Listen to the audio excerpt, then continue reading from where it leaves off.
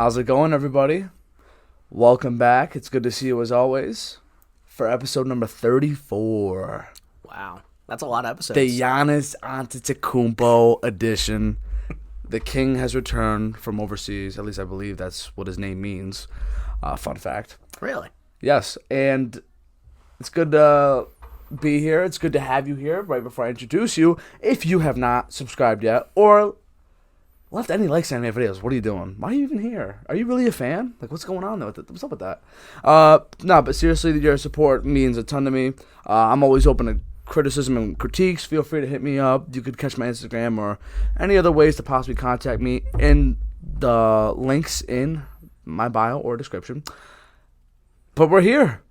We finally got this to happen. I know, dude. And I always insert a nice applause noise. I want to make sure I plug it perfect for you as I'm about to introduce you. This is my friend, the man, the myth, the legend, the person who single-handedly carried me through statistics class. Nick, how are we doing, my friend? I'm doing good, man. I'm excited to be here. I mean, I think I want to say, I think I exposed myself already, but I didn't know there was an intro. And I think, that's because I didn't want to, I haven't watched any of these yet. Now that I'm on, finally, I'm going to go back and re-watch all the old ones. But my thing is, the reason I didn't watch it, and I think I kind of started touching on it, I didn't want to, come in here with expectations. And I mean, obviously I kind of set that when it was, we're going to get this done soon, back in May. And here we are in October, 34 episodes in. And I still haven't watched any. And you know what that means? It means you have bad breath, because that's what I say to all the people that aren't subscribed. Well, I think you probably are. Are you? I am subscribed. Oh, okay. I am subscribed. Then you don't have bad breath. I am subscribed. I just haven't watched the videos because I didn't want to That's fine. I didn't want to come in here with No, you're expectations. good. I get in my own head a lot. Yeah. And I'm gonna be sitting here trying to top everyone else if I've watched everyone.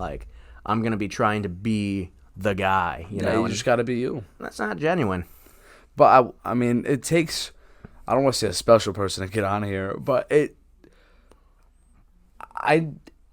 gotta have character, right? When I ask people to come on, I don't ask them to come on just because there's something that they have, or that I think they might have, or there's something that I think I could possibly get out of them in terms of maybe a story that they can tell that most people never thought that they would tell. This is I don't want to say this is like therapy, but in a way it is kind of therapeutic, because it's just you and obviously the host, and we're just chilling talking, and there's nobody else around, no judgment. It's a judgment-free zone for the most part, and yeah, man, this has been long overdue, but it's good that we have you here. It really has. I mean, I remember, it's probably been a year ago now. I remember you telling me kind of hush hush about it, dude, I'm starting a podcast. I remember you showing me the intro, and it was the intro and the outro, and I was like, that's dope. You went up to that mountain to film that bit of you sitting, you got the Olympia Diner in there. Shout out to the Olympia Diner on the Turnpike. Beloved diner. Great bacon, by the way. Incredible bacon. Good sausage, too. I'm not a huge sausage guy. Really? Yeah, I don't know. It's I feel like I always like the idea of, breakfast sausage. And then I get some, and it just never hits the way I want it to. Yeah. Although I will admit I will always have a soft spot for, the little frozen brown and serve, whatever. I don't know if that's a brand or if that's just, a serving method. For sure. But, I used to get those a lot when I was, my dad would make those when it was, a breakfast kind of a day. Yeah. So those always have a special place in my heart. So before we get to the time in which we met, let's take a little walk back down memory lane for you. Because I know some of your past, but I actually really don't. And that's the case with a lot of people. Talk to me about what high school was like for you before college. High school was a very interesting experience for me. It was definitely, for most people, a time where I really found myself growing up a lot. I actually, I'm pretty lucky. I had a really great middle school experience, to be honest. I know a lot of people come, especially in my high school, I can't speak for you or anyone else here, but I know a lot of my friends and my close associates kind of looked back on middle school as it being this not so great time when maybe there's a few nice memories sprinkled in. To be honest, I had a blast in middle school. I enjoyed it. I think freshman year pretty much felt like an extension of that. I started rowing, which was probably the only notable thing. And that's not. Was it an actual high school sport for? It was. Really, it wasn't It like a was. club thing. No, because it was. that's not very. I mean, obviously it's an Olympic sport, but it's not very common as you would think around the No, state. I know. It's there's only a handful of schools that have it, as a varsity sport. Yeah. Although it is, fun fact, the oldest collegiate sport in America. Really? Yeah, a little fun fact. The more for you know. Look at A little that. fun fact for you. But besides, it's just a big part of it is it's expensive. Yeah. I mean, I went to, my hometown, Farmington, very, pretty well off town. Boats are expensive, oars are expensive, equipment, like maintaining all that equipment, you got to have like motorboats and stuff, like safety launches they call them. Yeah. That's like, that adds up. And so, it's not something that any old, like, it's not like, you find an old bat at Dick's Sporting Goods or Play It Again Sports or something and, you can play. There's a certain amount of investment that has to go in up front. Did you always get stressed out over grades? It's funny. I didn't. I have been significantly more stressed out about grades since I came to college. Really? Yeah, it's funny. I think, and again, that kind of part of that does speak to the kind of early college experience, which I think we'll talk about later. Okay. But high school was pretty good and dandy up until like my sophomore year, when I went through like my first real breakup, and then that kind of snowballed into my grades starting to go downhill, and then I was still hung up on this girl, and she was still kind of stringing me along in a way. It's like she broke up with me, and she wouldn't like leave my life, and she would keep saying things that like kind of made me feel like Kind of made it seem like you still had a chance, or once the other guy was out of the picture, it was like I was back up to bat, and so I was very to be honest, like the end of my sophomore year and most of my junior year, I don't remember a whole lot. Wow. I mean,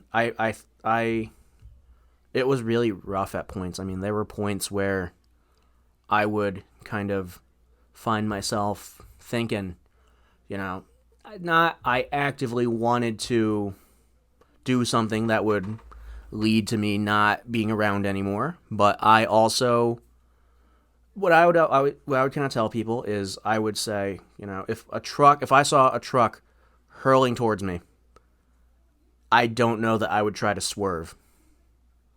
And that was very like, I mean, obviously that's pretty that's pretty hard to be doing that while you're like trying to do high school. I mean, high school is just high school, man. But high school sucked for me too. Yeah, I mean, what are you gonna do? But I think to go through adversity, especially mental adversity and mental hurdles at a younger age, it just makes you that much stronger as you get older. Yeah, I feel like I have such a very thick backbone because of that. Yeah, I don't know that like I'm someone who doesn't let things, because I very much let things get to me still.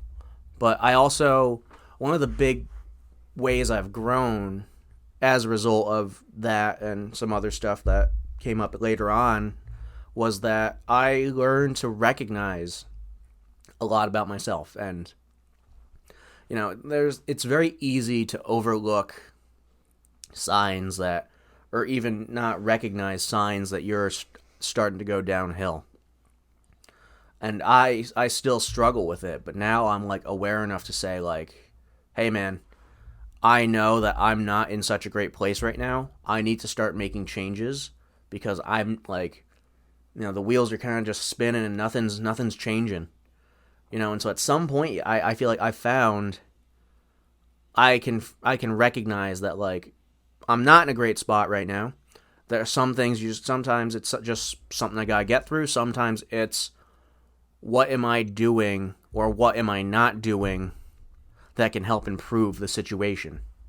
Did you feel like you knew what your purpose was in high school or what you wanted to do? Because obviously you know what you want to do now, or at least quote unquote. Yeah, I mean, I think I've always had a pretty good idea that I wanted to be a teacher. I never had a great sense of what I wanted to do before I kind of came to PE. I mean, as you know, I originally started with history. And to be honest, my rationale for history was AP US History junior year. I didn't lift a finger. I didn't do any homework. Never did. If I had homework that was worth a grade, it was done like 10 minutes before class, and I was still pulling like an A in that class. Like, not lifting a finger. Like, didn't do any of the. They give us like spring break assignments, and it's like a packet of like information you gotta learn. Yeah. I didn't do that. Yeah. I got it off my friend the night before it's due. I'm like there like in the living room like, okay, you wrote, okay. Yeah. And then I just kind of like I kind of convinced myself that the love of history would come along on its own. Like, I know history, I can write, like I had all the skills to do well in history, but I just didn't enjoy it. At the end of the day, like, I kind of assumed that I would, for a while I convinced myself that it was just, once I get to the teaching stuff, it'll be fine and it'll be grand. And I'm sure it would have been, but it just wasn't working out. Would you say you always just had the idea that you would wanted to have worked with kids down the line? Yeah, it's funny. I've just started babysitting my cousins again. Okay. And so I remember the first time I really like felt like the idea of working with kids clicked with me was it was like my aunt and uncle's like 30th anniversary party or something, and my little cousin had just been born a few months ago, and it was like the first time most of us were meeting him. Yeah. I remember I was just like I was like digging around, like just looking over as a curious 9-year-old does when there's a baby. And I remember just watching this kid's eyes, like everywhere I would move, his eyes would follow me. And I remember in that moment, I thought to myself, like, man, I'm going to do whatever it takes to be this kid's favorite cousin. And that's like, obviously like 9, it's kind of like at some point, when you're a kid, the idea of kids doesn't really click with you because you're a kid. Yeah. So there's only so many, it's a much smaller pool of people where you can say, oh, I like working with kids versus I just like hanging out with people my age. And so I really think like that is the first time I can really remember kids clicking with me. Yeah. Conceptually. And then I feel like I have this very deep innate desire to help people. And I feel like teaching is just a very natural, how can I help people? How can I work with kids? Teaching just makes a lot of sense. So is that what you say you think your purpose would be? Oh yeah, I think I'm Just helping people? Yeah, I'm born to be a teacher. Yeah. I don't think there's any I love that. There's never been any doubt in my mind. Like, since I realized it, there hasn't really been doubt in my mind. I have wavered on... I feel like I have wavered a few times on this idea of, like, am I really cut out to be a teacher?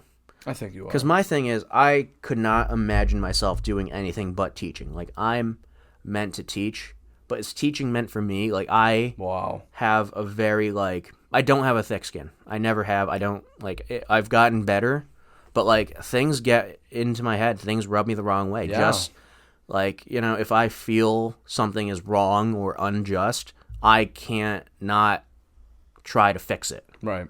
And so, going in, especially if you end up in public education, as a single teacher, you're not necessarily in a position to be crying out for change, And so just that aspect of teaching and education in general has kind of left me wondering whether or not I'm really cut out for it. I think you are.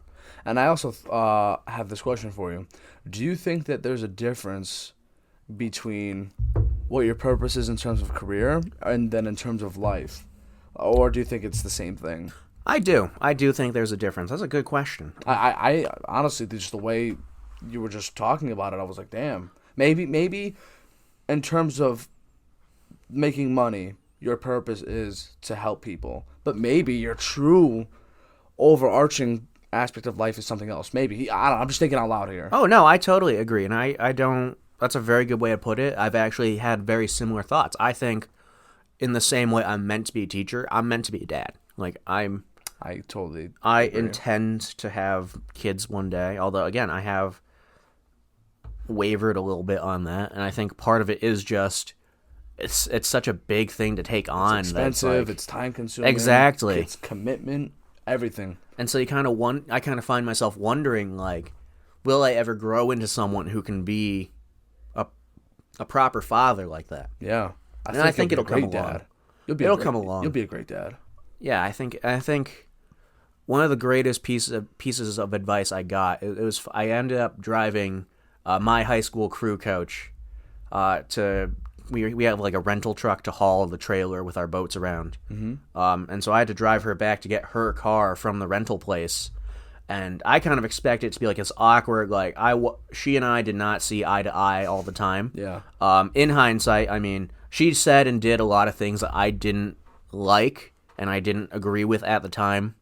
Which in hindsight, having been a coach of the sport now, I do think things could have been handled and said a little more tactfully. Okay. But I don't disagree. Like, in hindsight, I do agree that, like, what she was doing was definitely what was best for the boat and for the team.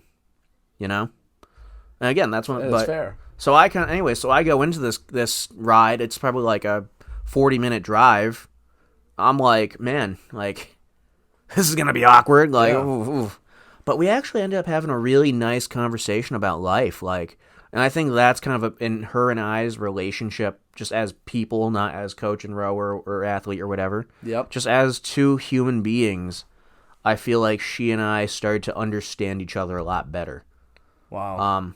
And so one of the things she told me was like, I forget exactly how we were just talking about, like, her marriage and her life and just kind of the circumstances that built up to where she is or was at that point. And one of the big things she told me, she just like, we got quiet for a second and she just looked at me straight in the eyes and said, Donelan, if you sit here waiting until you're ready to have kids, you're never going to have kids. Whoa. Yeah, that was a big, I'm very much like, sometimes you hear something and it really just shifts your whole mindset on life. Yeah. That was one of those things. Because I think, as much as it obviously applies to, like, kids and stuff, there have been so many times in my life where I've kind of found myself wondering, like, am I really ready to take this on? Am I ready to do this or to make that decision? And I kind of find myself sitting back and playing that day back in my head. I mean, it was a gorgeous day. The sun was just starting to set. I mean, we were driving in this big open field headed towards, like, kind of towards Bradley, the airport out in Windsor Locks, which is like, yeah, kind of like the big airport in Connecticut. Mm-hmm. Kind of where anyone goes. That's actually crazy that's where it was, because I have a story now well. that can kind of relate to that. But I sit back whenever I feel overwhelmed and whether I feel like I'm doubting whether or not I'm ready to start it. I think, and I'm just like, I say to myself, like, you know what? I'm not ready. I may never be really, but if I'm sitting here waiting until I'm ready, I may never get that window. Nobody's ever ready. Exactly. You could say you want to have a kid, and even once you have the kid, for those who don't know, I don't think I announced on the pod. Maybe I did, maybe I didn't. Shout out to my brother and his beautiful wife. They are having a child. I'm going to be an uncle, which is unreal, because I still kind of see myself as a kid. So just, right, how we talked about that a little bit. So, like, it doesn't really make sense, but who knows? I mean, I envy that kid. My brother, I mean, in terms of financials, I mean, I don't know how they're, like, I don't know what their situation is like or how but they just, everything's meant to happen for a reason. Everything's meant to be, and it's going to be a boy, by the way, for those that were interested in the gender. But they whether it was however they're old now, old they are now, or 7 years from now, whenever it was just time. You know what I'm trying to say? No, I get it. So they're going to go through the hurdles. They're going to have to deal with mommy or daddy waking up at 3 a.m. just take care of the crying child, poopy diapers, all that. They're going to have to go through all that. It's not like you can get experience in being a parent. Obviously, let's say you were an older sibling and your parents had a baby when you were like 15. Maybe you have an idea or a concept of what it's like. But unless you're in those very few predicaments, nobody's truly ready for it. No, exactly. And like the thing is, like, you can do all you can to prepare, and you can plan and plan and plan. Yep. Like, I've given up on trying. Like, I'm a planner. I mean, I'm someone who, as soon as class schedule times are released, I'm building my schedule already. Wow. Like, that's just how I am. Like, I can't not think ahead, and yet I have to, like, I actively sit down and say, I can't plan ahead. Do you think that might be the reason why maybe you get anxiety? That's because you always have to plan? I think that's an interesting one, because I think it could go both ways. I think you could say, I'm anxious because I plan ahead and because I overwhelm myself with thinking that far ahead. Or I'm anxious because I don't. Or you could say that I plan ahead so far because I'm anxious. There and so it's like, it's interesting how, how just changing a couple of words in that can really flip the kind of cause and effect. Just like instead of why is this happening to me, what is this trying to teach me? Exactly. Two different ways to look at life. It's exactly, and that's the big thing. Like, and I'm just as guilty as anyone. I mean, it's easy, especially in the moment, to kind of wallow and let yourself pity yourself. And I don't think that feeling bad for yourself is a bad thing necessarily. Yeah. But at some point, it's like I said, like at some point you have to say, okay, so this situation sucks. Now, how can I change it, or what can I do to try to improve it? And I've realized, like, I think you and I used to talk a lot about how, I would say, I just never really keep in touch with people after these kinds of things, in reference to our study group where we met. But I've done a little thinking about that. I had this one friend, and she would always tell me, no one ever sticks around. Everyone leaves me. Like, everyone in my life, like, no one stays friends with me. And at the time, I remember I said, like, I'm never going to leave you. Like, I really thought I was going to be the one to stick.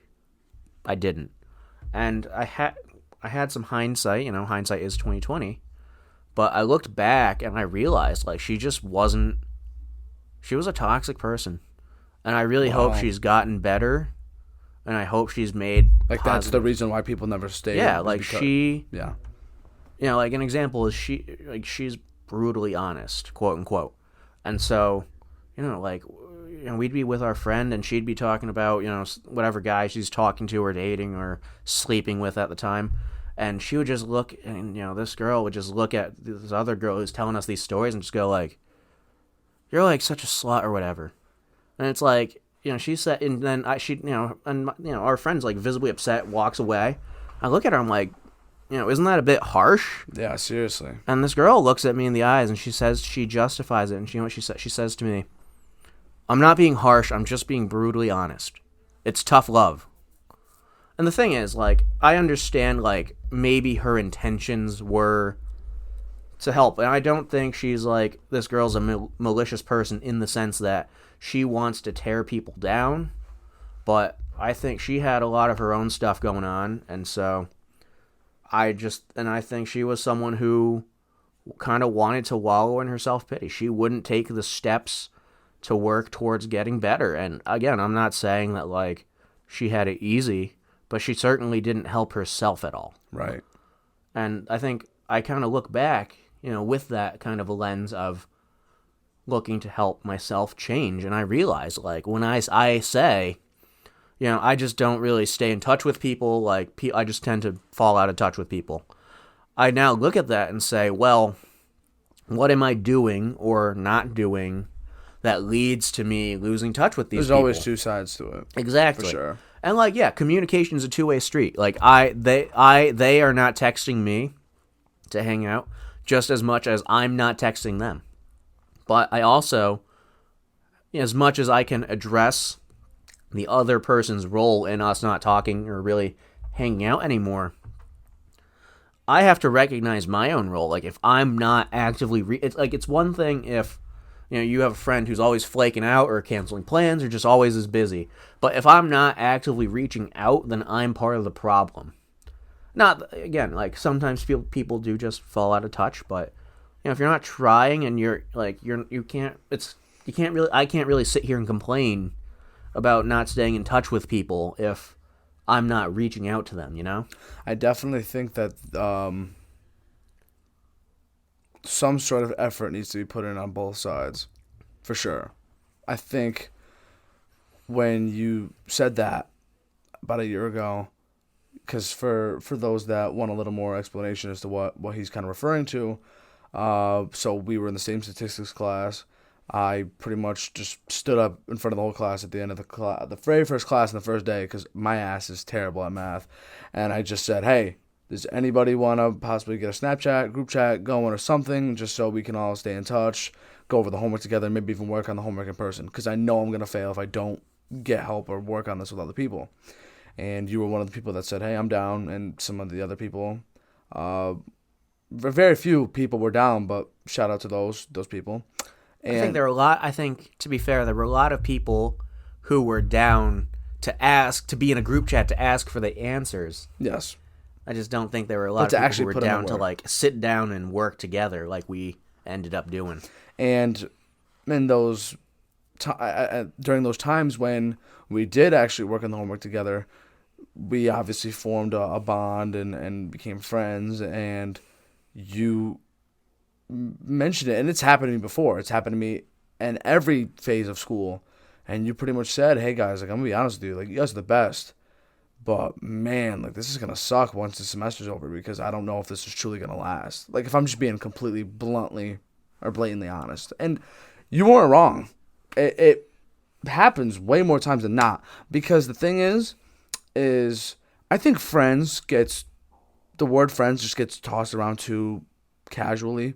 I think there's acquaintances, I think there's friends, and that's really it. And then there's, like, family, where you consider, even if you're not blood, like, blood couldn't make you any closer. You know what I'm trying to say? I know what you mean. So I think that as we got to know each other more and time went on, and the more time we spent with one another, and you were saying that, I kept thinking to myself, I was like, this kid doesn't know who the fuck he's talking to. And it's true. I didn't. No, it's true, because and listen, I think there's the number one human flaw, everyone's flaw: discipline and consistency. It's human nature. Those are the two hardest things that are never given, they're always earned. Entirely agreed. Always. And I always procrastinated after high school. In high school, I was able to get away with a lot of bullshit, eating unhealthy, all this other BS, because I was constantly running and working out. I was a football player, so obviously I can get away with those things. But then when it comes to a point where you're not doing those things, and then you are gaining weight, or you are getting lazier, you are getting weaker, slower, etc., and then you tell people, I'm going to get back in shape, and you never do, and it's just all talk. I knew I was doing it. I was trying to psych myself up to other people, like, just have a little faith in me.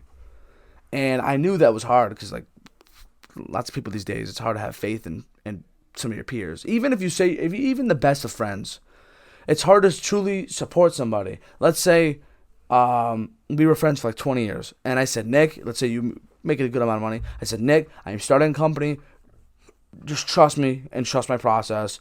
If you were able to somehow loan me, and I'll pay you back $5,000, I promise you, I will repay you back and more. That type of deal. Just have a little faith. It's hard to have faith. You see what I'm trying to say? I know it is. And so, when it comes to certain things, I try and be a man of my word about my shit. And you kept saying that. I was like, dude, I'm not going to let that happen. No way. I'm going to do whatever the fuck I can. Because obviously you said sometimes you'll be the reason why, because you're not also contributing. But I don't think, if you sweat, this happened to one of my friendships, I'm not going to say any names. We were sweating so much what the future held. Was it going to stick?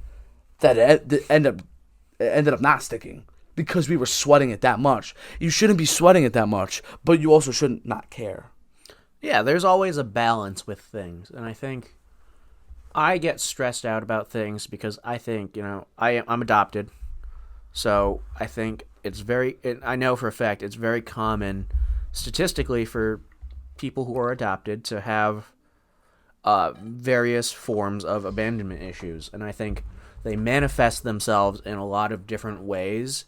And I think I've, again, have, with how much looking internally I've been doing lately, I've recognized that I do a lot of blocking people out so that I'm not blocked out, if that makes sense. That's kind of like Good Will Hunting. Exactly. You've ever seen that Oh, movie? I have. Yeah. Fantastic movie. Yeah. It sounds just like it, but it's a real thing. No, it is. And for me, it's like, I think I get scared to, really commit. One thing I do find interesting is you were talking about, friends and family and the word friends being thrown around too much. I think I'm more careful with calling someone my friend than I am with, telling people that I love them and I care about them. Because I do think those are two different things. I think you can care about someone and not consider them like a close friend, but that doesn't mean you don't want to see them do and be well. And I think my thought process with the word love is, I think life's too short to not tell people we care about them and to not tell them we love them. And it might not be this in the context of in the whole, just in general, or just specifically towards those friends and family. Just Cause friends and family. Because I'm about to say life's too short to tell a girl you love her after a week. I mean, it's gonna be pretty hard to find. Oh no, no. I mean, but no, I got you. If I think love has this. People consider love a 4-letter word. People are scared to talk about love and to express how much we care about each other. And I think that's so sad because, I always try to tell my friends and people I care about that I love them when I leave. Because the idea of, God forbid something happened to myself or to one of them, if I couldn't say for a fact that they knew I loved them, that would suck. Yeah. It would really, I can't really find the words to express that kind of, but it would really suck. When did your logic or your brain start making you want to feel this strongly about this? Did it happen post high school, before high school? It was during high school. I think my junior year, there was this kid who he rowed for a town. He was a rower for a town over from me. He ended up committing suicide. Wow. And it was so weird to me because this is a kid, and he was a good kid. He and I would interact a lot. He's Asian. He was Asian too, so it was in a predominantly white sport. So he and I would always kind of, hey, kind of the Asian camaraderie almost. But I wasn't close friends. We had each other on social media and stuff, but we weren't hanging out and stuff. And when I saw the new, I remember I was babysitting at the time. I remember I just put the kids to bed and I was just kind of going through my phone as you do when it's been a minute, and I saw this and I remember I just sat on the couch. I was just shell shocked. I mean, I was because this is he was a good person. Yeah, was he a very pure soul kind of guy? Just he was you wouldn't have suspected. Exactly, he was such a good kid. Wow. Just from the times I interacted with him, and I remember it hit me so deep. It hit me so it really shook me to my core. And I remember thinking to myself on the drive home, do I even have a right to feel like this about this kid? As much as he and I got along and I did know him, and obviously it's a hard thing to hear about. I mean, he was so young. I mean, he was 15, 16 years old. I mean, it's tragic. Yeah. But I'm kind of sitting here wondering, it's not like this kid was my best friend. Obviously I knew him, and it was we were kind of friends adjacent, close acquaintances. It was kind of that weird spot where it's you're kind of drawn to each other in a certain context, but you're not like hanging out outside of that Yeah. specific kind of context. And so for a long time, I was really hooked up on this idea of like, do I even have the right to be this deeply affected by this? Yeah. But, you know, when he passed away, I was also at that point going through a lot of my stuff that I mentioned earlier. I found myself in a very dark place where I didn't know, like, it was a point where I wasn't sure if the truck was going to come along, but like, I wanted my friends to know that if something happened to me, because, you know, I think a lot of people knew I wasn't doing great then. I don't think I was really hiding it all that well. I just wanted my friends and my family to know, like, if something happens to me, and if you find yourself wondering if I didn't swerve out of the way because of them, I want them to know that that wasn't why. It was a me thing. It wasn't them. And I want them to know, like, and you know, that also made me realize that, like, life is such a short, fragile thing, and like, you know, for this, like, I, in hindsight, obviously cared about this kid. I cared about him. Like, even if we weren't the best of friends, like, we were drawn to each other. Like, he was someone who made me feel cared for when we were together, and he was someone who, even if we weren't always going out of our ways to see each other, there was still a mutual care and respect for each other. And so just the idea of losing someone and kind of sitting there and wondering whether they knew how profoundly they affected my life, it just kind of killed me. Man. Like, it was hard, like, but that was one of those, like, moments where I feel like a lot of times you don't always know where your mindset comes from on a certain thing, or your viewpoints on a certain thing, where they come from. With that kind of stuff, with just being open with my feelings and honest, and, you know, frankly, life's too short to fuck around with that kind of stuff.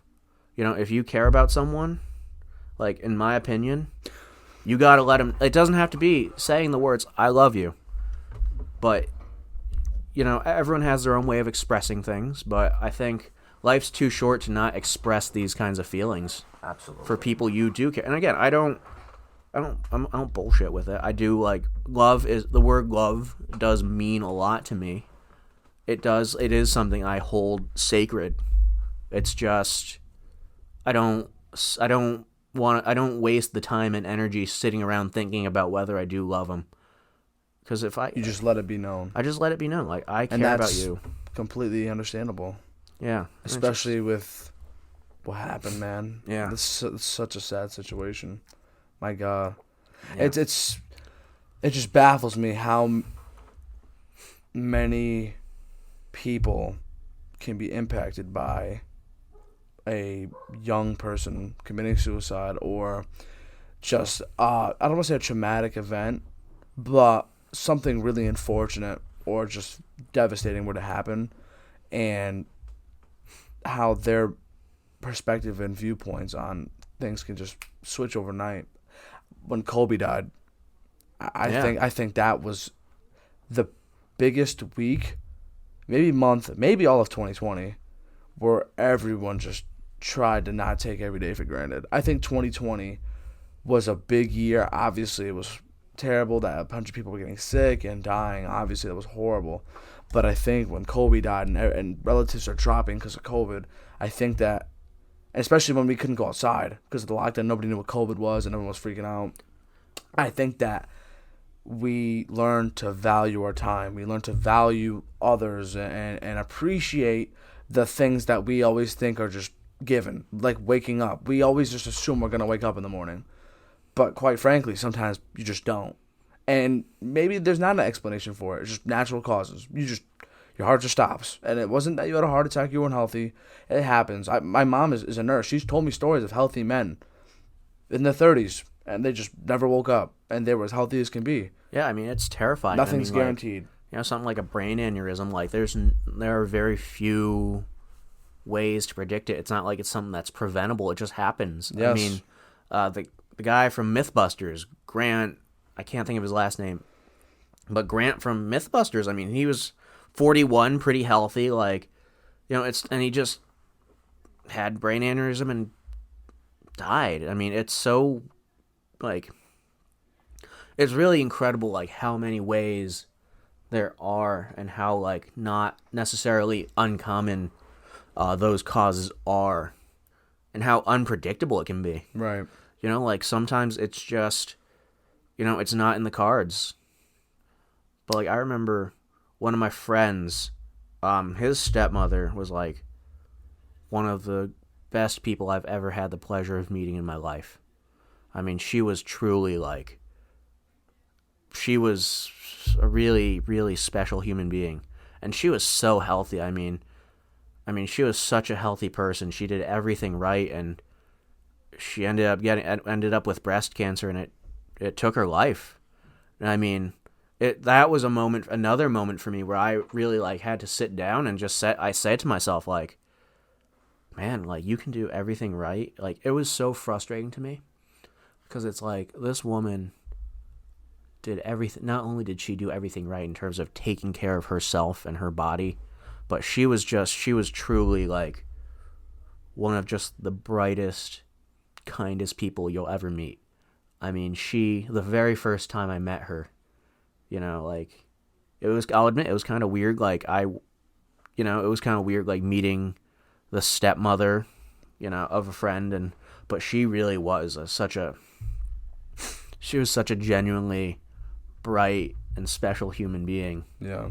And it was just so, it was, as much as it was hard to lose her, like, the toll it took on my friend, like, it was really hard for him. Like, I remember I was grounded at the time, and I remember I got the text from him, like, she didn't make it. And I remember going to my mom and saying, like, listen, Mom, I know I'm grounded. You're, like, totally justified. Like, what I did was wrong. I drove someone before I was legally allowed to, and I got caught by my mom, not by, like, the cops or anything.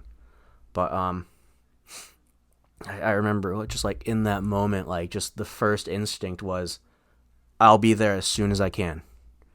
I just, like, nothing else mattered. Like, if it had been, I would never see my car again because I just took it and went off while I was grounded. So be it. Like, sometimes it's bigger than just a and little obviously, petty. like, when I told my mom what was going on, she was like, "Oh my God, like, go, like, go, like, don't worry about it. Like, I just go, do what you gotta do." And to this day, I'm so grateful to my mother for that. And usually, people in general will show the human side, the true good Samaritan side, where they say, you know what, go do the right thing.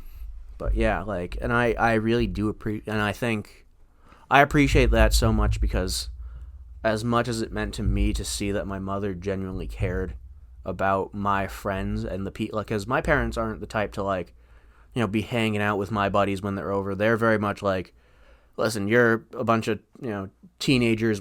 I don't know how to talk to you. You don't know how to talk to me. We're just going to let you be.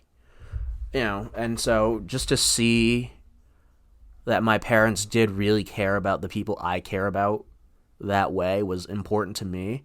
But more importantly, like, just her really holding up this idea that, like, that they raised me to, like, want to help people and to be there for people who need me.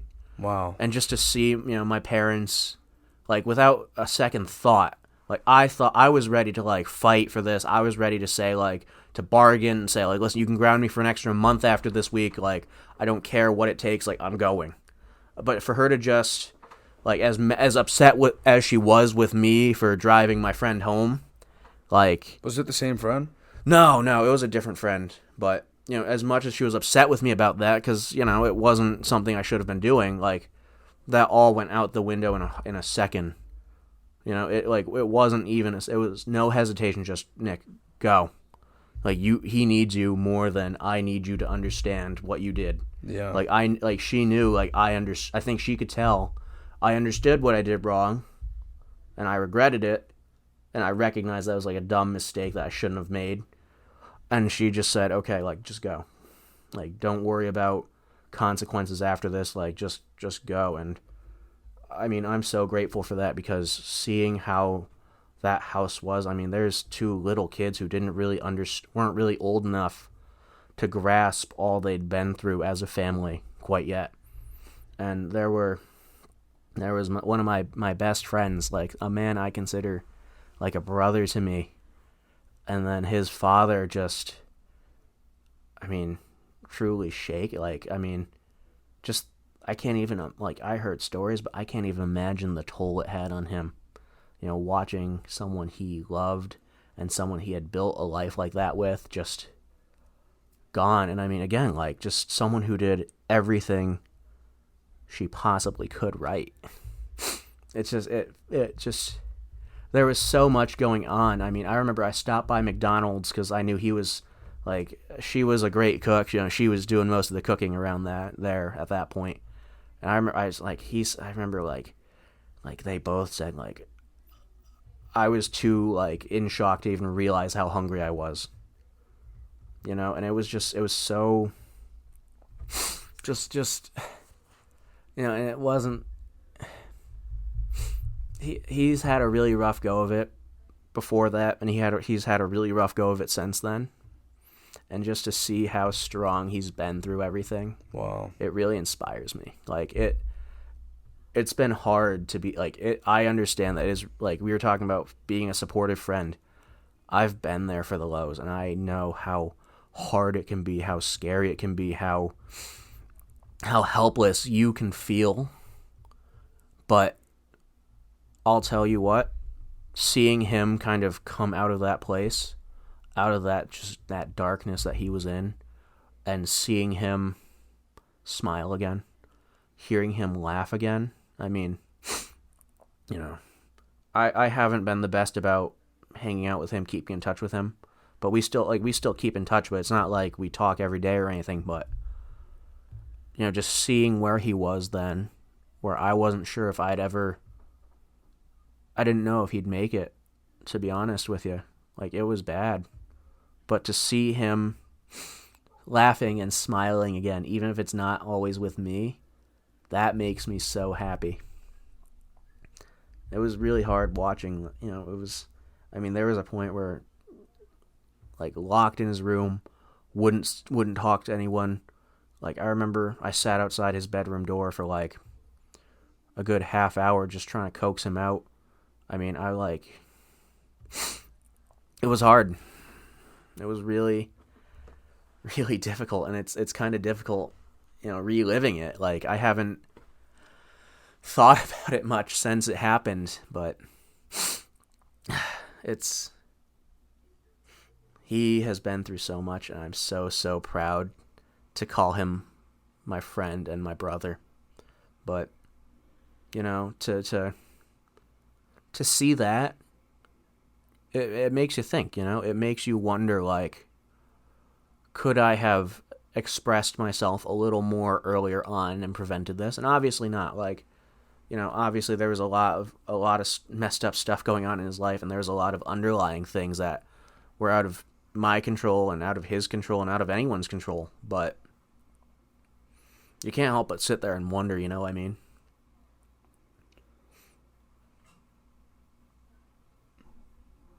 that was incredible. Truly, I'm speechless. That just reminds me so much of this of the situation that happened with my mother.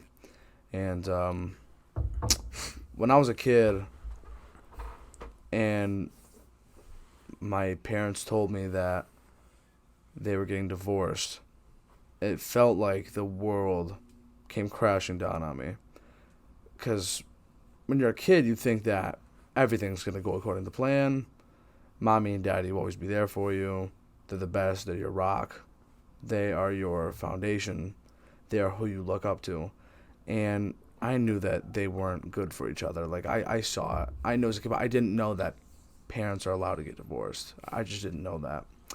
And when they told me, it just felt like a kid being told, if you're a kid, all right, that's listening to this, you don't know about this, well, then maybe you are old enough because you're watching and listening to this podcast, which I appreciate.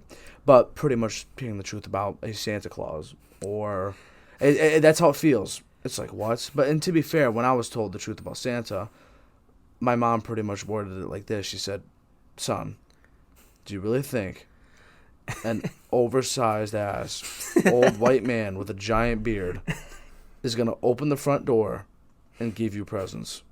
Think about that, truly. I was like 10. I was like, holy shit.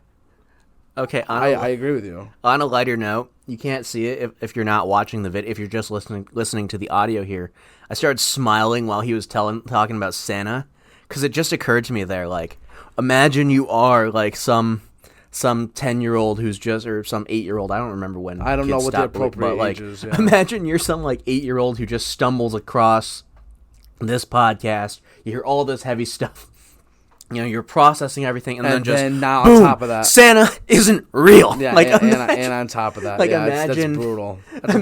That's a brutal 10-minute stretch right there. And then imagine being like the parent of this kid. Your kid comes crying to you, Santa's not real, Santa's not real. You know, and then as a parent, you go and listen to the podcast, and you hear all this other stuff that your child has consumed before you get to this just big, boom, Santa's not real. Sorry, kid. Yeah, but pretty much the way she phrased it, I agreed with her. I was like, oh my God, cool. Glad that's the situation settled. Well, when you put it that way. And plus, we didn't have a chimney. So, we didn't have a chimney. So, and no fireplace either. So, it never really made sense. Yeah. But you get the point. No, So, I do. So, I do. They pretty much told me, so back to the series now. Yeah. So they sit us down and they tell us, and man, I just remember crying and crying and crying, even though I knew that this was the right move for our family, and I didn't know how divorce works, custody, all that mess. My God, I pray nobody ever has to go through. The parents never have to go through divorce, just either themselves or just their parents or people they know. It is just such an ugly. Sometimes it can be mutual and everything's cool. But man, sometimes it can get ugly. Most of the time, I would imagine it does most of the time.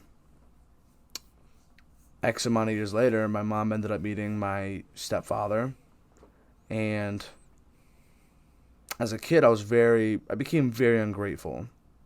I became very petty and a nuisance. I just wanted.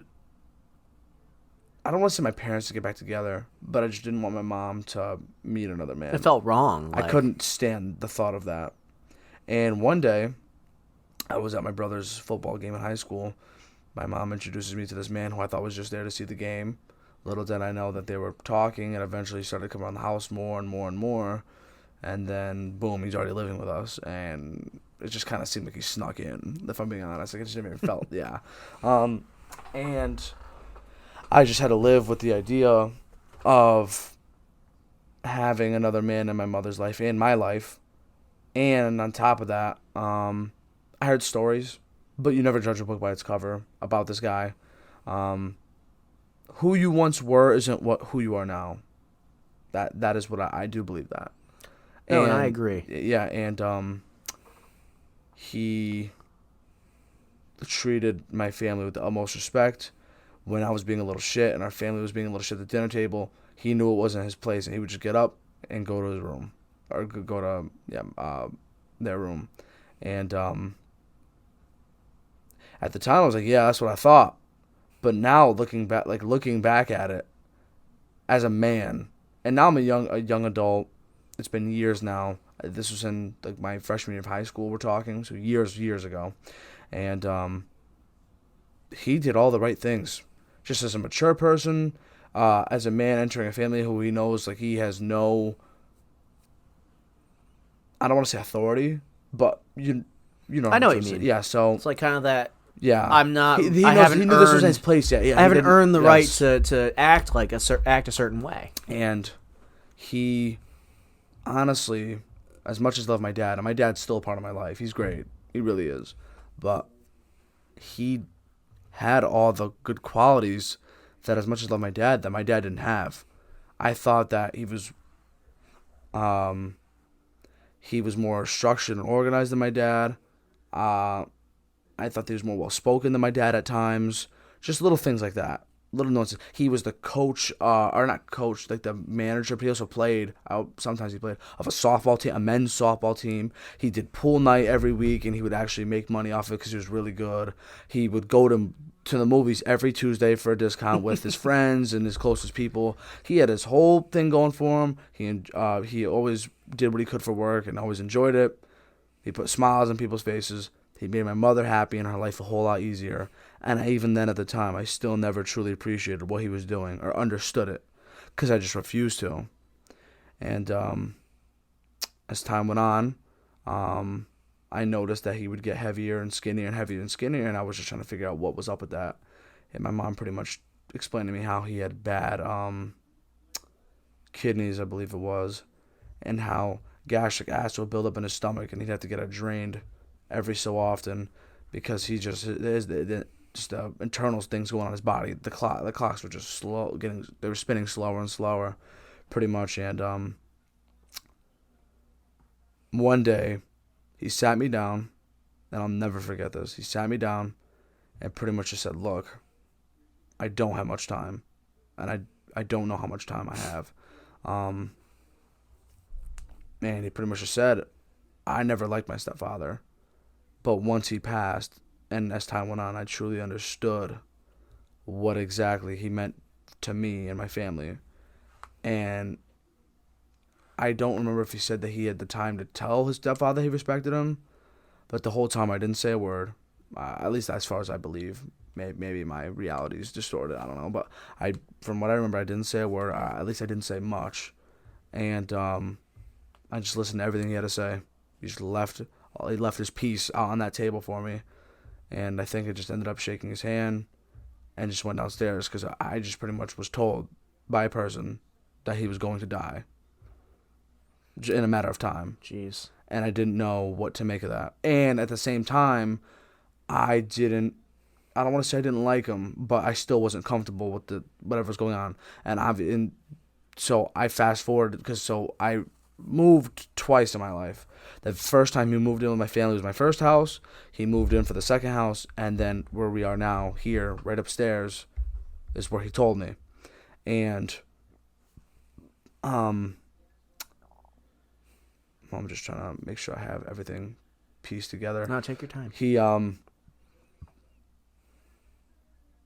he told me blah blah blah. Yep. And then as time went on, he got weaker and weaker. And then I was told that eventually he was on hospice, and my mom was always at the hospital at that point. My brother went to go visit. I never went. I never saw him go out. And I should have. I should have been there. I know I should have. Obviously, hindsight's 20/20. It's easy to have regrets. It's easy to know the right thing that you should have done. I'm not trying to guilt trip myself here. Now I know. But I also missed out on my grandfather when he was in hospice on my dad's side. I was there when my grandfather took his last breaths on my mother's side last year. Was it last year, if I'm not mistaken, or was it this year? I believe it was last year, yes. Yes, that sounds right. But he pretty much told me what it meant to not how to run a family, but he told me what it takes to be a man. He showed me the right things, even without saying much. And I remember what I was going to say now. So I'm not going to drop any names, but how I told you never judge a book by its cover. Before I heard things about him when he was in our lives, but I remember the first time I did stick up for him and my family when I was very shy. I'm not going to say who or what the situation involved, but pretty much there was a person, and I was just playing. Dude, I was playing Mario Kart. I was just chilling, minding my business. I should have been outside playing, but my ass was just chilling inside like a lazy bum playing Mario Kart when I was sophomore in high school, freshman in high school. As you do. And I just heard a person pull another person aside and pretty much say, there's no way I'll gonna be okay with this happening. I can't believe you would let so and so be with this person. This is ridiculous. This is unbelievable. I'm sugarcoating the hell out of this, or trying to, you know what I mean, like not unveil too much. But Yeah. let's just say it was bad enough for me to go downstairs and yell at a person in front of a lot of people, a lot of guests. And I just said, "What the hell? How could you let that happen?" And I stood up for my family. I stood up for my family. I stood up for a man who I knew was right for my mother and right for my family. Even though we might not have saw eye to eye because I was stubborn, I stood up for my family. And as time goes on, even to this day, even when he's no longer here with us, you just, and like you said, the whole love thing and letting people know you love them and how you feel about them. I never ever told them to his face because but even to be fair, like I didn't cry when he died. If I'm being honest with you, because I never grew that connection with him. My brother was in shit, because my brother would tell you the same thing. He felt the same way as I did, but times like 10, because he had bad ADHD. He was very outgoing. But just his personality was just so much. But eventually, like, they actually did create a bond, and he ended up playing on his softball team, and there was a bond there. And my brother was gutted. But I didn't cry when he died. Now, this is when it gets even more, like, deep. So, time goes on, and I was playing football, and it was, like, in the off season, or I think later in the season itself, like, that following, I think it was the off season, I forget, whatever. Yeah. But I was working out with the team, and we were going over team bonding and chemistry. And so his name was Will. And Will, when we moved into our second house, he brought a dog. He gave us a dog. His name was Oreo. He's a little black Pomeranian, with little like white fur on his belly, like just here and there. So like A little guy, like. yes. And Oreo was the pup of Will's actual dog growing up, Foxy, who I think just passed away like not too long ago. The dog was old as hell, and it had pups. And Will got one of the pups from his previous dog. That's so cute. That's incredible. That is. And he brought home little Oreo, even though my mom didn't want a dog. He gave us a dog. He brought a dog, and so while condition was going on, I think this was when Oreo was sick. Fun fact. Well, it's not a fun fact because it was sad. Pretty much the same thing that happened to my stepfather was exactly what happened to Oreo before he passed away. No kidding. I genuinely think there was a spiritual. Listen, I know that sometimes there's science, there's coincidences. I genuinely think that there was like a eternal bond with that dog and my stepfather. Aside from Oreo, so first of all, he ended up going blind. I noticed, I believe they're called Cataracts. cataracts. Yes, thank you. In his eyes, and I told my mom, I was like, "What is that in his eye? What is that?" And my mom was like, "Oh, it's nothing." And then they got bigger and bigger and bigger, and eventually he had blue eyes and he was blind, and I'd have to snap to him to like help him walk. Yeah, I mean that happened to my dog too, Charlie. I mean same thing. Yeah. Like just the eyes, especially. Yep. Like, you could see like it kind of starts as this little like, that's weird. Like his eyes look a little cloudy, a little funky, and Yep. and then you It's kind of over. realize one day, like, man, he really can't see shit. Like, And he wasn't eating as much. Oreo wasn't eating as much. He was losing weight just like Will did. He was throwing things up just like Will did. Just the whole, like, it was insane. I couldn't even believe it was happening. So Will was already passed away, and then here's his dog that he gave to us, who I love dearly. Oreo was like my best friend.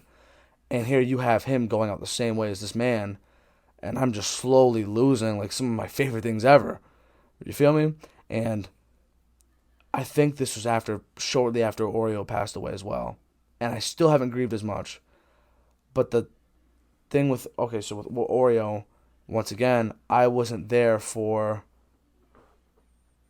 Oreo being put down. I took a picture the day before he was, and it's honestly a devastating photo, but I took it because I knew that it was actually a very incredible photo. low quality camera, Android. But my mom was like tired as hell. She was exhausted from trying to, for just like she was kind of like grieving before she even died in a way. And I took a picture of her just kind of like on her knees, like laying like this in front of him, just like laying curled up in a ball because he was so sick on the couch. And the next day she went to go put him down, and she asked me to join her, and I couldn't. And I shouldn't have been in school that day, but I get the text of him wrapped in a blanket, eyes closed, and it felt like I don't know what the highest category hurricane is, just overcame my body and my emotions. And I just didn't make any noise, and my eyes just filled up and just flooded. And I wasn't even making any noise. I was ripped. I'm a silent crier. I know some people grieve in their different ways. I'm a silent crier, man, and it's just what I do. But I came home, and it was silent. And you know when you have a dog or a pet, how special that bond is, and we take it for granted. Come home and they're there to greet you. They're all so happy and energetic, and it was silent. And that first day coming back home, I'll never forget how silent it was, and it just felt like a piece of you was ripped away. And so the stepfather thing happened, then Oreo happened, and back to the football thing. They were doing a team bonding chemistry thing for the team just so we could all get on the same page because our locker room was toxic. And that was the day where I saw maybe the most honest and open room I've ever been a part of.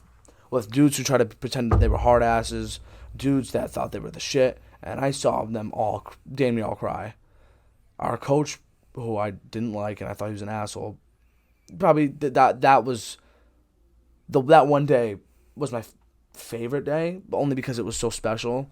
That's the only thing I'll give him credit for, was this coming up with this. He pretty much had us all sit against the wall and close our eyes, and he said, "If God were to come to you right now and just say like your time is up," and he said, but I will let you enjoy 30 seconds of something to see or relive.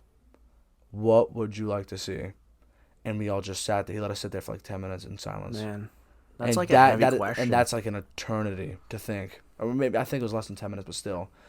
And one by one, the players individually had to go up and say what it would be in front of everyone. And when it was my turn, I went up and I said, I think that if God pretty much said, I'm gonna take you in my arms today, and I'll leave you with one thing, or at least I will like grant you a wish or just something. I said, my mother has been through so much. She's the strongest woman I know. She works her ass off for our family, and here she finally gets her happiness. Finally meets a man who's actually helping her and supporting her and there for her. Their chemistry's unreal. Everything's going well for her. And once again, every time, and to this day, it seems like every time something good happens, it's like one step forward, two steps back. And I plan on changing that at some point. That's like one of my like bucket list goals. But I pretty much said, take me back to when my mother was slow dancing with my stepfather at her wedding. That's all I want to see. Because that was the last time that my mom was like truly happy. Like honestly, even to this day, that was like the last time I think that's the case. And I just sat there kind of like silent and jaded, kind of how I am now. But that's what I said. And I went home that same day. I went home, and their wedding song was "All of Me" by John Legend. I was just listening. I swear to God, this happened. The first song I clicked when I just went to put on shuffle, as soon as I heard that piano playing, I fucking lost it. I was gutted. All my emotions that I held up for not grieving, whether it was putting on a face for people, just not being comfortable in my own skin, not just besides this the family thing, me personally, my anxiety and my insecurities, little Oreo. There's everything going around in my life at the time in high school that wasn't going well for me. And as soon as I heard that song, I was just in my kitchen bawling, just alone in my house. And yeah, that was a tough one that day. But I think you just said it so well. I think that we don't tell people enough how we truly feel, and I'm one of those people. Because we kind of just assume that tomorrow is promised and we'll see them again and everything's just going to be peachy keen, and you just never know. And you know what? I think part of that too is, I mean, us being two men. I mean, society as a whole. I mean, toxic masculinity and all is something that exists, and it is something that, I mean, a lot of men are taught. I mean, you look at movies, you look at TV shows and stuff. Like, the manly men are the men who they're always the silent rock, and Yes. they always, even if they don't express it, they're always tough and there and just stoic. And like, the thing is, like, I used to want to be that. Like, I used to be obsessed with this idea of people, I'd leave and people would just be like, man, that Nick Donelan guy, like, he's just such a silent rock. Like, he's just always there right when you need him. Like, he's always coming up clutch. Like, when he's needed most, he's always there. And I feel like that's just not a realistic standard and not a healthy standard. You keep talking. I'm just gonna check the camera. No, you're good. I mean, I feel like it's so easy to, like, I feel like, especially, again, with how a lot of men are taught to be, it's very easy to not express your feelings and to be kind of bottled up. Like, I am very much someone who bottles up my stress. I bottle up my emotions. I work on it, and I try my best, but there's always that part of me that worries that, if I'm here telling you about all this stuff that's stressing me out right now, am I going to be a burden? Is it going to be too much? Am I going to, and some of this might also be, again, with the adoption, the abandonment issue type stuff, do I inherently lose my value when, if people like me around because I'm a loud, energetic, kind of funny guy, right? If I stop being that for the people who like me, do I lose all of my value with the dynamic of the friend group? That's something I'm always very insecure about is, can I be vulnerable? Can I be open like this? And if I do I run the risk of, kind of being ostracized, of being like, oh, well, why is Nick saying all this stuff? Isn't he usually like, he usually tells jokes and we laugh and then he goes home. And so I think part of why I try to be expressive is to kind of counter that and to just be like, I don't, like, at this point in my life, I don't care, like, what people are going to say about me when I'm not around. It doesn't matter. Like, it really doesn't matter. Sticks and stones. Yeah, like, listen, here's how I see it. If you're someone who's saying shit behind my back, right, you're not someone who's invested in me. You're not someone who really genuinely cares about me, and you're not someone you may be fun to be around, but you're not someone I want in my life. Simple as that. I mean, listen, you can be mad at me. Like, I'm not saying, like, I'm untouchable. You should never, like, you can be mad at me. You can need space from me. You can, you can whatever. Like, you can be unhappy with me and my actions and the way I express myself. You can say whatever you want about, because that's all subjective. But when you start treating me in a way that's not fair, if you don't call me on my shit and you just decide I don't want him around, I say good riddance.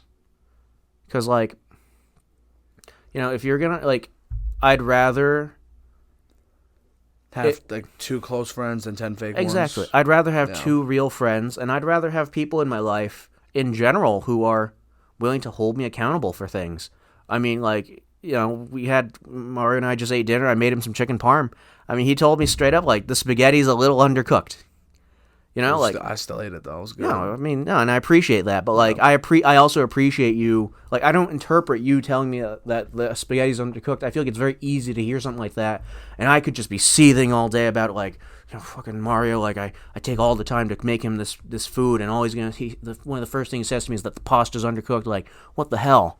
But on the other hand, the way I see it is, Mario is someone who wants to help me improve. Like no matter how small it is, like he said, there's always room for. Like you said it, like there's always room for improvement, and I never feel like I'm ever going to stop improving, and I never want to stop improving myself.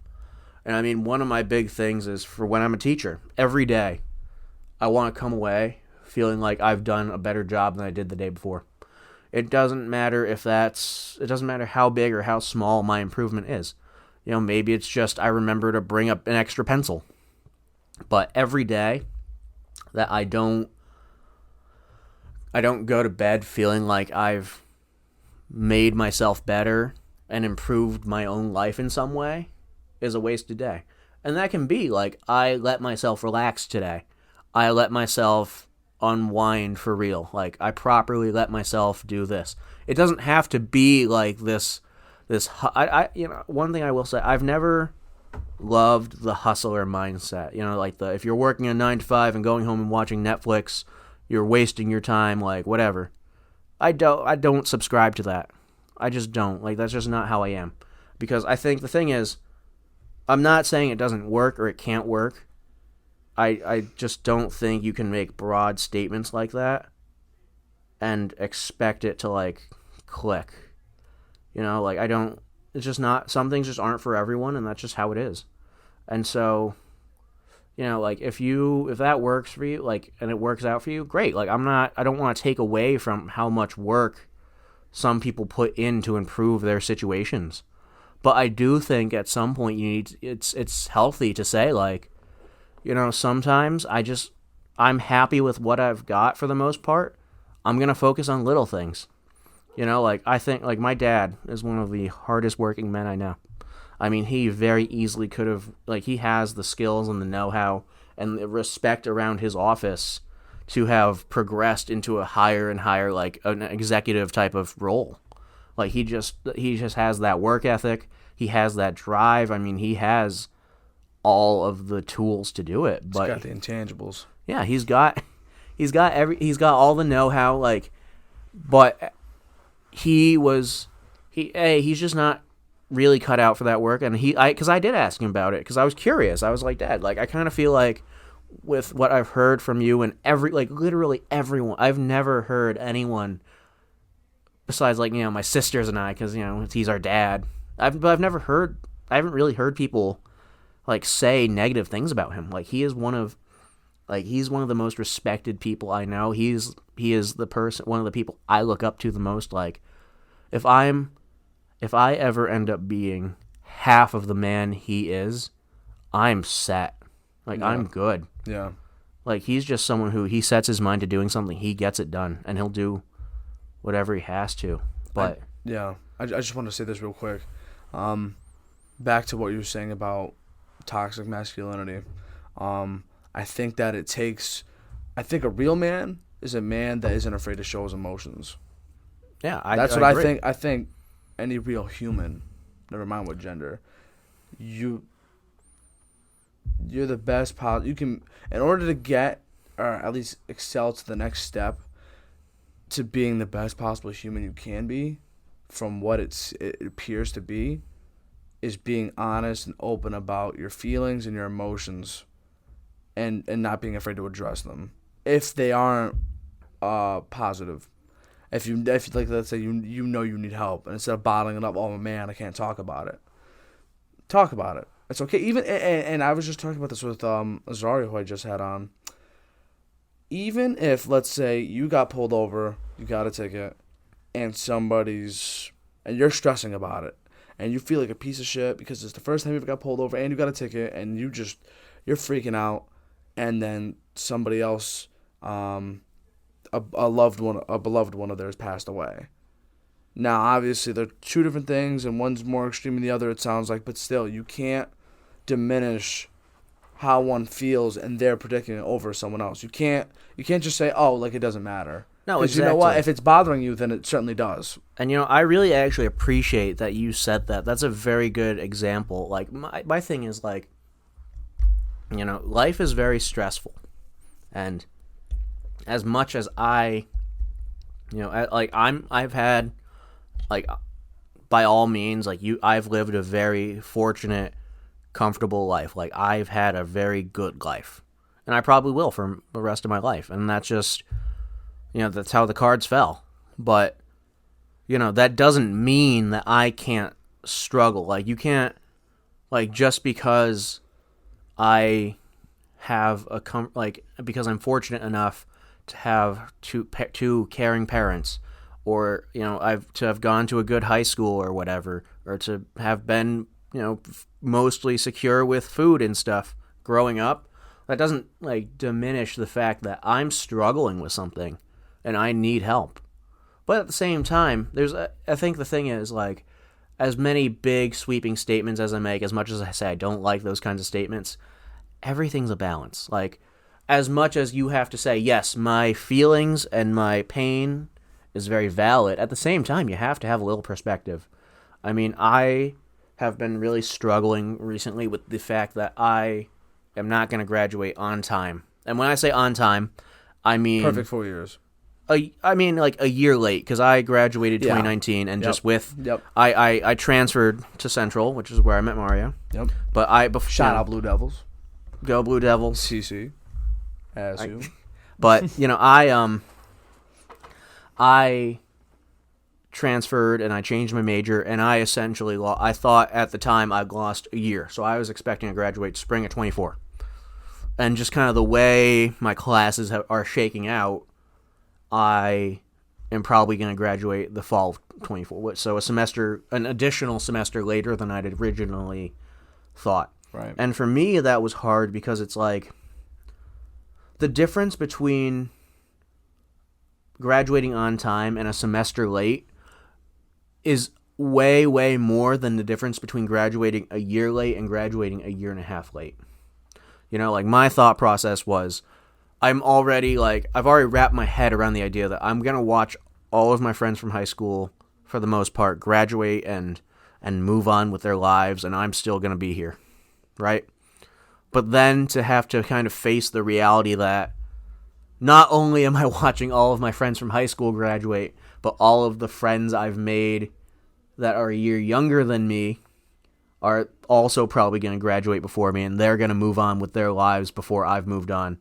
And I was really, for the last 3-4 weeks, I've been in a real funk about that. Because it's scary to face that reality. Let me give you the brighter side of that perspective. You want to be talking to the best possible person. When it comes to this, my perspective is this. So, I'm sure I've told you, like I've said this many, many times, I took a gap year after high school.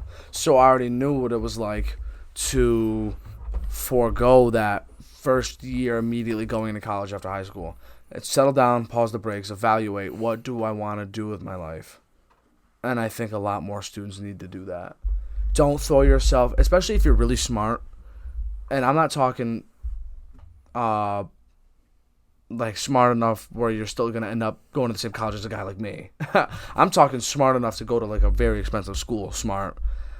Don't, if you feel rushed and you know that you have the grades and everything, don't just throw yourself into debt. Because most cases than not, your parents aren't making enough to send you to live and stay at a high and prestige type of school.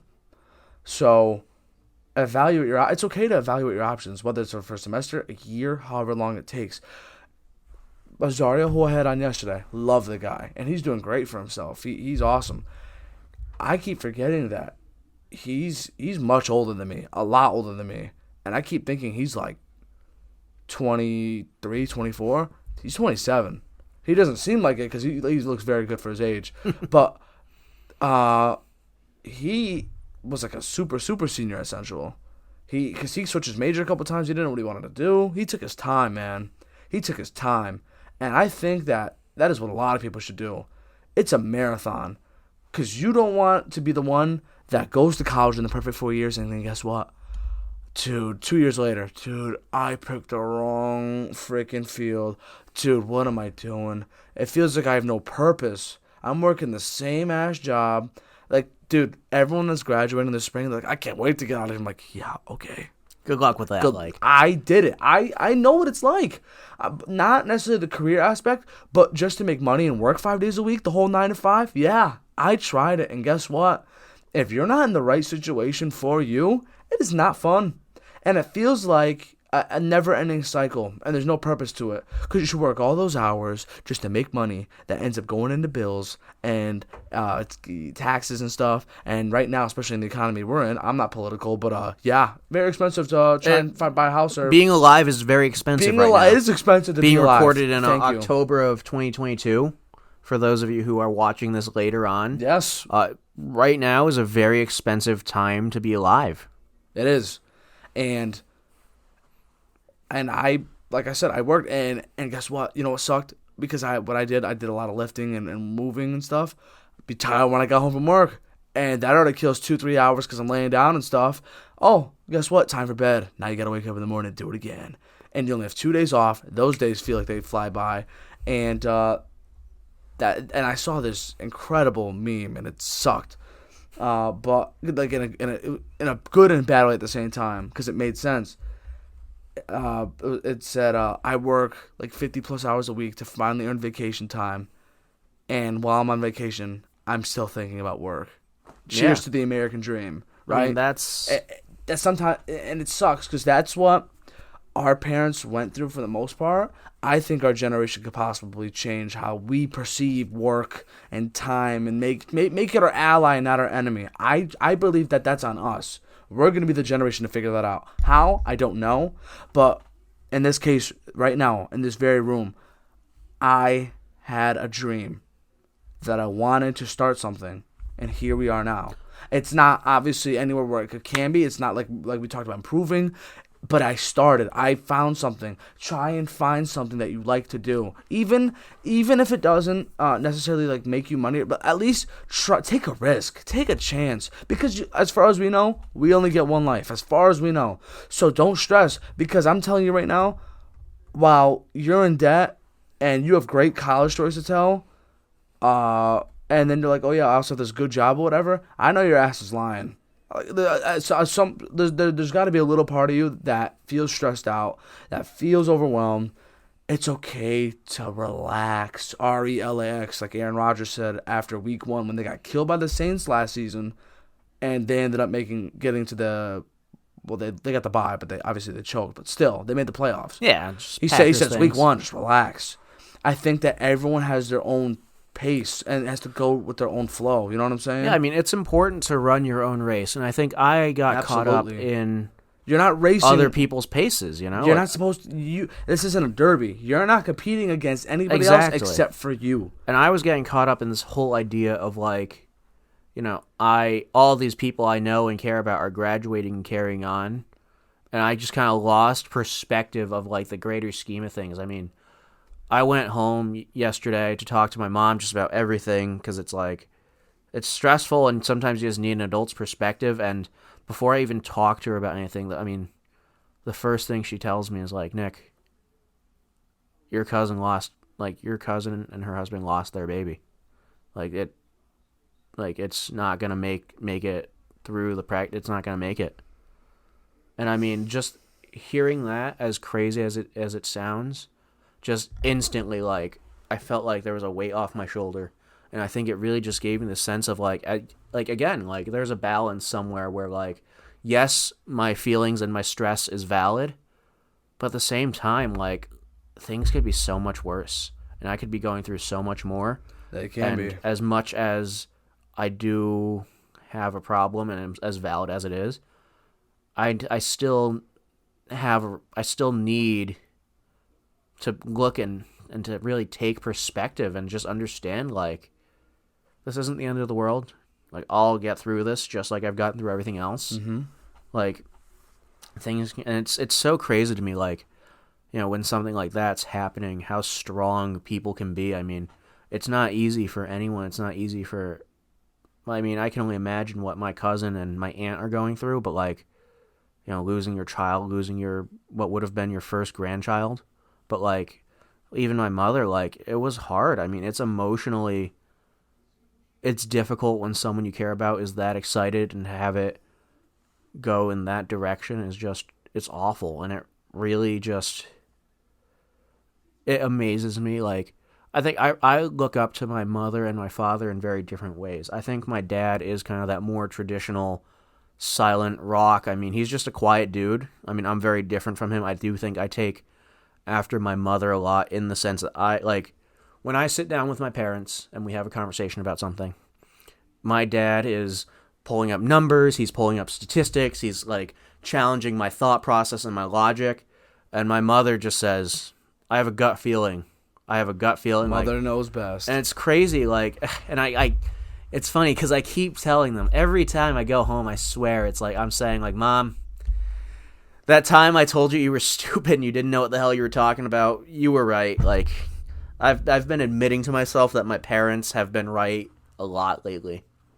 But, listening to my mother talk to my cousin on the phone while she's going through probably one of the greatest tragedies of her life.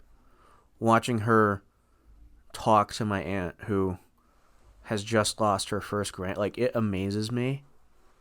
Her ability to say, listen, what you're going through sucks, but I promise you will get through it. Like, it's just amazing to me. Like, she did it in a way that, like, I don't, like, if it was me, like, you couldn't have said it any better. I don't feel like I could have said it any better. She's doing this beautiful, she's finding this beautiful balance of addressing that obviously it's a tragedy what's happened, but at the same time, like, promising that you'll come out of it stronger. Like, that's especially when you're talking to, like, a mother who's lost her child, like, that's a very, very fine line to balance on. And she just did it, like, she did it beautifully. I mean, I was getting obviously it was a very emotional situation, but, like, I was getting emotional listening to my mother and watching how strong my mother was being for her. Because, I mean, I'll tell you, as soon as she hung up, it was I mean, it wasn't easy for her. I mean, how can, like, it's just not an easy thing to experience and not an easy thing to have to coach someone through. But just with how strong, like, I cannot overstate how much I respect my mother for handling that the way she did. And I cannot overstate, like you said, I couldn't have said any of what she said better myself. And it's just so, like, again, I look up to my parents in very different ways. My dad just is a hard worker. He's a great human. He's just an amazing human being. But my mother's instincts are incredible. Like she just gets, like, I'm at a point where it's like she has a gut feeling about something. Okay. Call it, like... Mother knows best. And it's just funny because, like, there were so many situations I tried to get myself into. Like, even with coming to Central, like, coming back to school full-time, like, after UConn and stuff, I was really rattled. I can elaborate on what happened a little bit. I mean, but, like, I was really rattled, and I really didn't know about coming back to school full-time, or even coming back to school, period. And my mom just said to me, like, Nick, listen, I just got a gut feeling that you'll be just fine. And I didn't believe her at first. But the more and more she said it, and the more and more I let myself recover and heal from what I'd gone through, the more I don't think I went into it saying, like, yeah, this is a good thing, but I eventually got to a point where I decided to just go for it and see what happens. If not just to say I told you so when it all blew up. Yeah. And then next thing I know, I love what I'm doing. I love my schoolwork. Like, I remember calling my mom after I got out of class, the class I had after stats. I called my mom. I was like, Mom, you're not gonna believe this. Someone stood up in my stats class, and he asked for my I got his Snapchat, and we're, like, in a group chat, and we're a study group now. Like, is this true? It is. Like, Wow. I was so scared about making friends. Like I remember, there's this guy in my class. I only took one class in the spring. I transferred to Central. There's this guy in my class. He sat to the right, a row behind me, and it started off like I would go home and I'd tell my mom like, "Mom, like I nodded at a guy today," and she was like, "Nick, that's good. That's good, I think."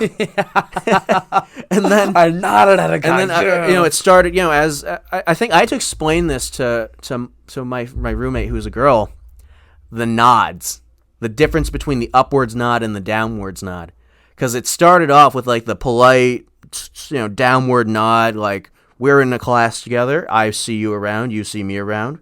How's it going? With a nice little downward nod. Yeah. I remember the first time he hit me with the upwards nod with a little eyebrow wiggle. What up, bro? Like the little No. I remember I went home that day and I was like, Mom, he nodded up at me. And my mom's like, cool? That's awesome. Good, I think. That's funny as hell. And then I had to explain, like, it was so funny because I'd never thought about the nods before. And I had to I had to sit there and try to explain the difference between the downwards nod versus the upwards nod to my mother. To be honest, I'm not sure she gets it. I'm not convinced she gets it to this day. Like, maybe one day. I don't know. I think it's just one of those things, like, I think it's just a guy thing. I just wanted to say this real quick because we're getting a little bit away from it, but I wanted to touch on it real quick. What you said was key just a little bit while back. Well, I was talking about your cousin. For those who are listening or watching, right, and you went through something that's just horrible, going through something right now, just tough times right now, look at it like this. Well, first of all, you're looking and listening at two people that went through shit, and they made it on the other side. So we are here to say that it does get better. It can, and it will. I promise you that. Certainly a lot better than having a lot of people crying at your funeral. It can get better. I promise you it will get better. At some point, something's gonna go well for you, and you have it will take time. It will take a little bit of work, but you will get there. Because look at it this way: if you feel that shitty, how much shittier can it possibly get? If you feel that down in the dumps or at your possible worst, only way you can go is up. I mean, where's there go from rock bottom but up? Yeah. And I'd like to elaborate on that a bit. If you're someone who has kind of thought they were on the other end of it, and you kind of find yourself going downhill again, it's gonna be okay. Like, it's gonna get better. Like, life doesn't always go up. Exactly. It's not like there's little divots and yeah. I'm gonna be straight up with you. Like, I've had times, even like I consider coming to Central the best decision I've ever made in my life. I might say the same thing. But like, at the same time, like, as much as it was a turning point in my life, it's not like I haven't struggled since then. It's not like I haven't faced doubt or an insecurity. You gotta just trust the process. I mean, it's not always gonna be perfect. It's not like everything's gonna click and suddenly nothing ever goes wrong again. That's just not the reality of life. I mean, you're gonna go through things. Even as you're going better, like even as things start to trend upwards, you're gonna have dips, like Mario said, and you're gonna get through it, and you're gonna be okay. And as I said back in the beginning of the show, just all it takes is a little switch of some sentences or words. Instead of, why is this happening to me? What is this trying to teach me? What can I take away from this? I can't do it. No. You can't do it yet. Exactly. Yet. Always add a yet. Always find a way to where it's, I'm not gonna do it. I'm not gonna do it yet. Always add the yet. Always add a but and or a but, like something to where it seems like, as hard as it sounds, you don't know what's gonna happen, but you still leave that chance, even if it's small. You're just leaving out some sort of hope that it will get done, or that it is possible. Whatever that is.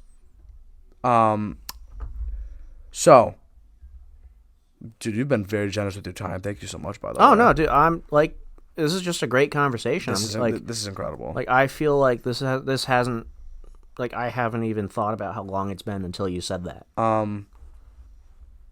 I just want to make sure I don't forget the three things. Don't have to say them yet.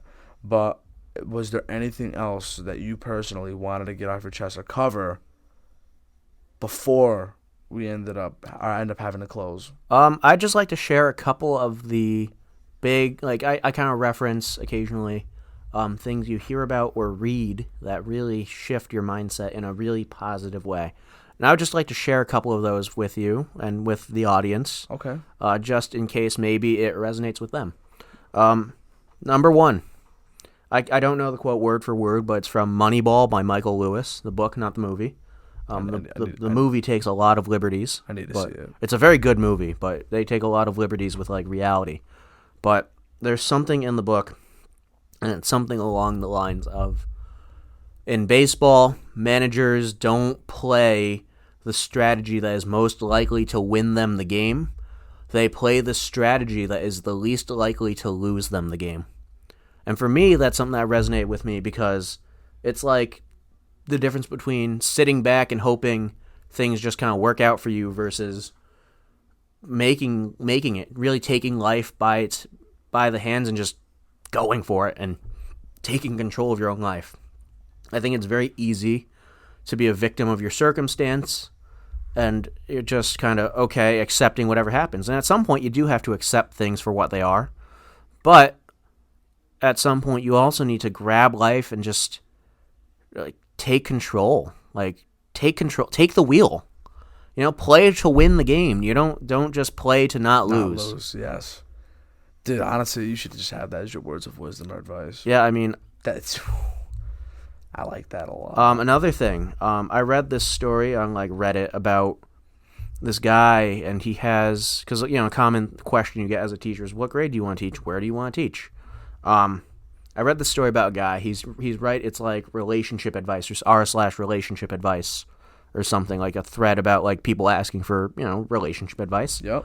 And he's writing about how he has this great life and this great girlfriend who's a few years older than him. And he's like probably 26 or 27 at the time he wrote it. And he says, well, she wants to get married, but when I wrote my life plan out when I was 19, and I said I wasn't going to get married until I'm 30. And, his girlfriend, long-term, like living together, like in love, like he loves her. It's like he wants to marry her, just not for another 4 years.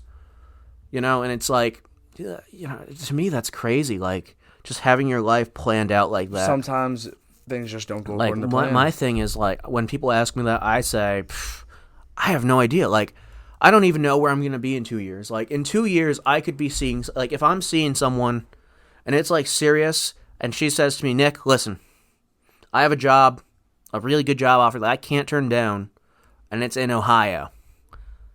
Oh, shit, there's schools in Ohio, Well, my ass would certainly go there. Who they? I mean, it's funny because Ohio's just like some random state. Like I like to shit on the state of Ohio. I've never been there. Like I'm sure it's a fine state. They have good chili. Do they? Well, Cincinnati's known for their chili. I can tell you that. I've never been there, but the Skyline, is that the Skyline chili? Yes, it is. That's Cincinnati. Okay, maybe we should go there sometime. I'd be down. That'd be a fun road. That would be a crazy. That'd be a fun trip. Maybe one day. One day when I have a little more money. Me too. But anyways, cheers to being broke. As much and as someone that resonated with me because I'm someone who had my set idea of how.